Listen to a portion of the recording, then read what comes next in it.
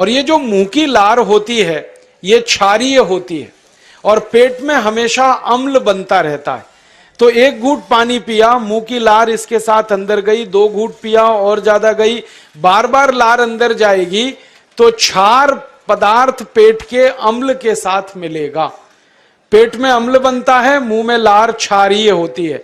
तो ये क्षार को अम्ल में मिला दिया जाए और ये अच्छे तरीके से मिलकर पेट में जाए तो कभी भी कोई व्यक्ति के पेट को अम्लता नहीं होती, एसिडिटी नहीं होती। और पेट में अम्लता नहीं होती तो रक्त में अम्लता नहीं होती, और जिनके रक्त में अम्लता नहीं होती उनकी जिंदगी में कभी भी वात पित्त कफ के असंतुलन की स्थिति पैदा नहीं होती। इसलिए पानी घूट घूट करके पीना। मैं आपको एक छोटा सा मेरा ऑब्जर्वेशन बताता हूं, परीक्षण।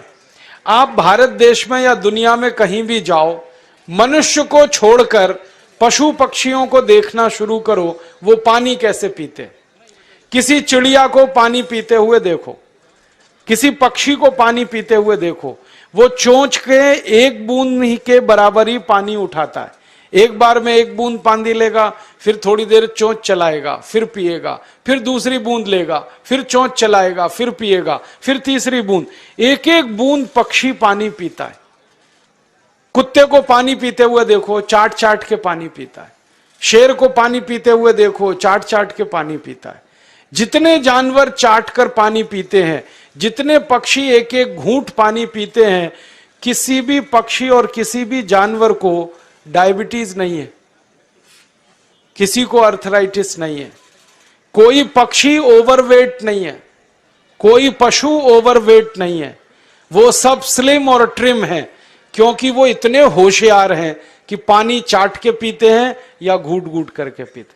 अब मुझे ये हैरानी होती है कि ये पशु पक्षियों को कौन सिखाता है।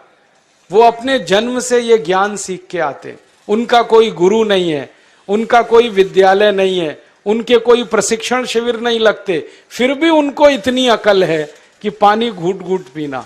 और हम ये मनुष्य जिनके इतने गुरु, इतने विद्यालय, इतने कॉलेज, सीखने वाले, सिखाने वाले, और हम मूर्खों के मूर्ख गटागट पानी पीते रहते। तो पानी पीने का तरीका बदल दो, घूट घूट भर के पानी पियो। ये दूसरा नियम है। तीसरा नियम है कि जिंदगी में कितनी भी प्यास लगे, ठंडा पानी कभी मत पियो। बर्फ डाला हुआ पानी, फ्रिज में रखा हुआ पानी, वाटर कूलर का पानी जिसका तापमान बहुत कम है, ये कभी मत पीना। क्यों? क्योंकि शरीर आपका गर्म है और पानी ठंडा है। अब होता क्या है वो मैं समझाता हूं सरल भाषा में। पेट तो गर्म है, अब इसमें ठंडा पानी डाल दिया आपने तो अंदर झगड़ा होता है। और झगड़ा क्या होता है? या तो पानी पेट को ठंडा करेगा या पेट पानी को गर्म करेगा। अगर पानी ने पेट को ठंडा कर दिया तो पेट के ठंडा होते ही हृदय ठंडा होता है, हृदय के ठंडा होते ही मस्तिष्क ठंडा होता है, मस्तिष्क के ठंडा होते ही आदमी ठंडा होता है, और आदमी ठंडा होते ही राम नाम सत्य होती है।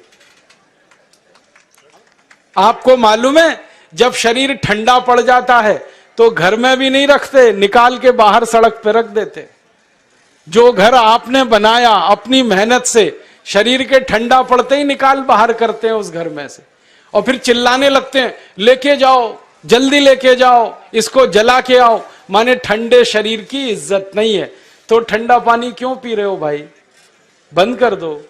कोई जानवर ठंडा पानी नहीं पीता, कोई पक्षी नहीं पीता। तो आप ये ठंडा पानी पीना बंद करो, सादा पानी पीना शुरू करो। और गर्मी के दिनों में बहुत अगर आपको तकलीफ है तो मिट्टी के घड़े का पानी पी लेना, फ्रिज का और बर्फ का नहीं पीना। ये तीसरा नियम है। और चौथा और आखिरी नियम है कि आप सवेरे ही सवेरे जब सोकर उठते हो तो सबसे पहले पानी पियो। जैसे ही आपकी आंख खुल गई तो पहले 2-3 गिलास पानी पी लो, उसके बाद आप टॉयलेट में जाओ। उठते ही पानी पियोगे तो 2 फायदे हैं। पहला फायदा यह है कि पानी पेट में जाकर बड़ी आंत को साफ करता है, और जैसे ही बड़ी आंत की सफाई होगी पेट पे दबाव पड़ेगा और आप संडास घर में जाएंगे, 2-3 मिनट में पेट आपका साफ हो जाएगा। जिनका पेट सुबह एक बार में साफ हो जाता है उनकी जिंदगी में कभी रोग नहीं आता। इसलिए सुबह सुबह उठते ही पेट साफ होना जरूरी है। और उठते ही पानी पियोगे तो मुंह की जो लार है वो पानी के साथ मिलकर अंदर जाएगी। सुबह पेट में एसिड की मात्रा ज्यादा होती है, इसलिए लार का पेट में जाना बहुत जरूरी है। इसलिए सुबह उठते ही पानी पीना बहुत जरूरी है। ये 4 नियम हैं आयुर्वेद के। पहला नियम, खाना खाने के 1 घंटे बाद पानी पीना। दूसरा नियम, पानी को हमेशा घूट घूट भर के पीना। तीसरा नियम, कभी भी जिंदगी में ठंडा पानी नहीं पीना। और चौथा और आखिरी नियम, सवेरे उठते ही सबसे पहले पानी पीना। 4 नियमों का पालन जो भी अपने जीवन में कर सकता है वो वात पित्त कफ तीनों को संतुलित रख सकता है। और जिसका वात पित्त कफ संतुलित है उसके जीवन में बीमारी नहीं आती है। और जो बीमार नहीं पड़ते हैं वो स्वस्थ और तंदुरुस्त और सुखी रहते हैं। उनकी जिंदगी का खर्चा कम होता है और देश का भी बहुत सारा पैसा बचता है।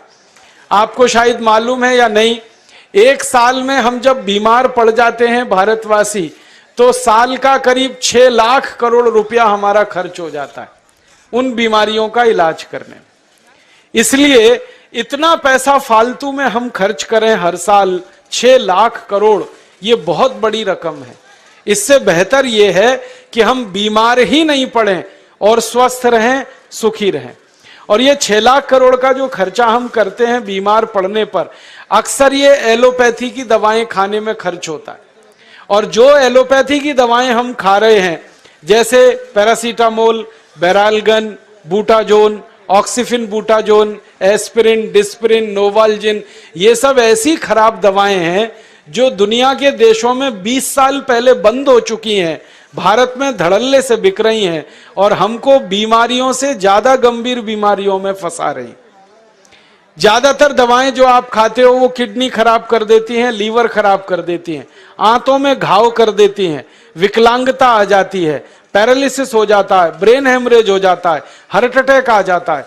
दुनिया में लगभग इस समय 84,000 दवाएं बिकती हैं। और आपको सुनकर हैरानी होगी, उनमें से मात्र 117 दवाएं हैं जो काम की हैं, बाकी सब बेकार की दवाएं हैं। उन बेकार की दवाओं को खाकर हम 6 लाख करोड़ खर्च करते हैं। ये बहुत दुख और अफसोस की बात है।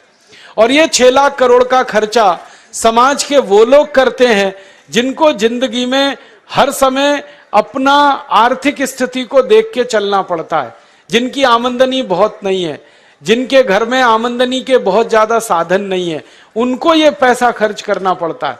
तो कई बार क्या होता है, किसी का घर बिक जाता है, किसी का खेत बिक जाता है, किसी के घर के गहने गिरवी रख जाते हैं, किसी को कर्ज लेना पड़ जाता है, किसी को कर्ज लेकर दोबारा कर्ज लेना पड़ जाता है। मैंने इस हिंदुस्तान में पिछले 15 साल के प्रवास में देखा कि गांव-गांव के गरीब किसान कर्ज ले लेकर ये महंगी दवाएं खाकर इलाज करते हैं, डॉक्टरों को पैसा देते हैं, दवा कंपनियों को देते हैं, और वो पैसा फिर इस देश में से दूसरे देश में चला जाता है, क्योंकि अक्सर ये दवाएं बनाने वाली कंपनियां विदेशी होती हैं।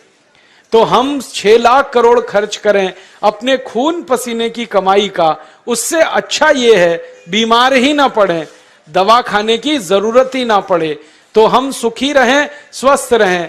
तो योग प्राणायाम करें, 4 नियमों का जीवन में पालन करें।